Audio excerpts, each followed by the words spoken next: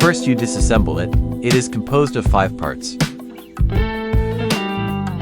Then, add your ground coffee in the filter basket, the smallest container. Make sure you pack your ground coffee well. Put back the filter basket on the top of the main body. Close the top part, that's where your coffee will come out. Then, add your boiling water in the water tank, the biggest container, to about 3/4, and screw tightly the main body onto the water tank. Unlock the piston from its travel position and start pumping slowly above your cup. The first 6 strokes the pressure is built. Pump until all the coffee come out.